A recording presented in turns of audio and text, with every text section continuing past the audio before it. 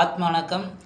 ஆத்ம பிதா துணை சுவாமி சிவானந்த பரமன்சர் அவர்களின் ஆத்ம அனுபவத்தால் வெளிவந்த சித்த வேதத்தை நாம் பார்த்து வருகிறோம்.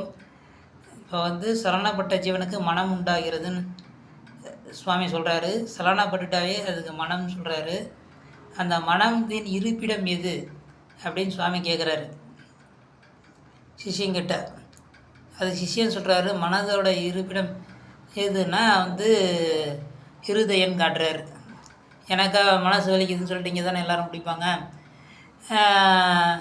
அப்படின்ன உடனே சுவாமி சொல்கிறாரு, மனதோட இருப்பிடம் இங்கே இல்லைப்பா.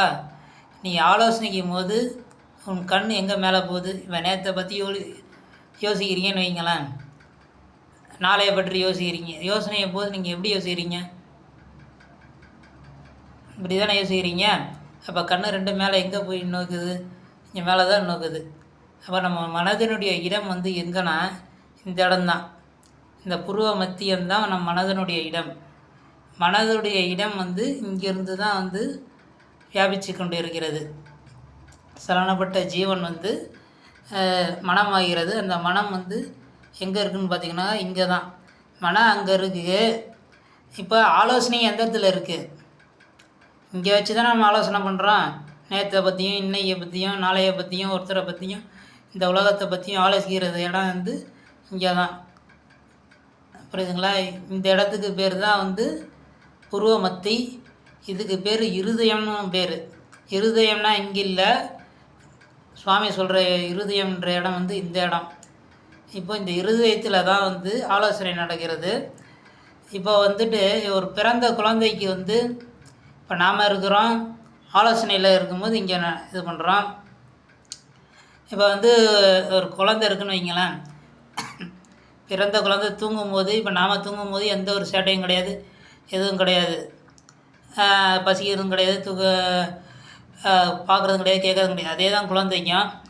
இப்போ குழந்தை கண் விழிச்சிருச்சு, அதுக்கு மனம் உண்டாயிடுச்சு. இப்போ அதுக்கு பசிக்குது, இல்லை எறும்பு கடிக்குது, இல்லை தாகம் எடுக்குது. அதனால் சொல்ல முடியுமா? என்னென்ன அந்த குழந்தைக்கு தெரியுமா? அதுக்கு ஒரே இது எது நடந்தாலும் அதுக்கு அழுகிறதுக்கு தான் தெரியும். அதுக்கு அழுகிறதுக்கு மட்டும்தான் தெரியும். அதுக்கு பசிக்குதுன்னு சொல்ல தெரியாது, இல்லை எறும்பு கடிச்சதுன்னு சொல்ல தெரியாது, என்னென்ன நடக்குன்னு சொல்ல தெரியாது. அதுக்கு என்ன காரணம் அப்படின்னாக்கா, அதுக்கு ஆலோசனை. இப்போ நமக்கு பசிக்கிறதுன்றது அதுக்கு தோன்றதுக்கு ஆலோசனை சிந்தனையோ இல்லை, எறும்பு கடிச்சுன்ற சொல்கிற சிந்தனையும் இல்லை. இப்போ அந்த சிந்தனைக்கெல்லாம் காரணம் என்னென்னா புத்தின்னு சொல்கிறார் சுவாமி. குழந்தைக்கு கடித்தாலும் பசித்தாலும் எதுவும் சொல்கிறதுக்கு ஏன் முடியலைனாக்கா, அதுக்கிட்ட அது சொல்லக்கூடிய புத்தி இல்லை அப்படின்னு சொல்லி சுவாமி சொல்கிறார். நமக்கு புத்தி இருக்கிறதுனால தான் ஆலோசனை செய்கிறோம். புரியுதுங்களா? இறந்த குழந்தைக்கும் தூங்கும்போது எந்த ஒரு சேட்டையும் கிடையாது. அது தூக்கத்துலேருந்து விழிச்சிட்டா அது அழுவும். எதுக்கு அழுவுன்னு அதனால் சொல்ல முடியாது, அதால் யோசிக்க முடியாது, அது சொல்ல தெரியாது. இதுக்கெல்லாம் காரணம் என்னென்னா அதுக்கு புத்தி இல்லை அப்படின்னு சொல்லிட்டு சுவாமி சொல்கிறாரு. நமக்கு அந்த ஆலோசனை செய்கிறதுக்கு முடியுது. அதுக்கான இடம் எந்த இடம்னா, நம்ம மேலே பார்க்குறோம் இல்லையா, மேலே செஞ்சு தானே ஆலோசனை பண்ணுறோம். அந்த இடத்துக்கு பேர் தான் புருவ மத்தியம், இருதயம் பேர். அந்த மனம் அங்கே தான் இருக்குது. அங்கேருந்து தான் வியாபிச்சு கொண்டு இருக்கிறது ஐம்புலன் வழியே. புரியுதுங்களா? இப்போ மனம் எங்கே இருக்குன்னு யார் கேட்டாக்கா இங்கே காட்டக்கூடாது. மனம் இங்கே இருக்குது, அங்கே ஆலோசனை பண்ணுற இடம். ஆலோசனையில் இருக்கும்போது அந்த ஆலோசனைக்கு பேர் புத்தி இன்னும் சொல்லி சுவாமி சிவானந்த பரமஹம்சர் சொல்கிறாரு.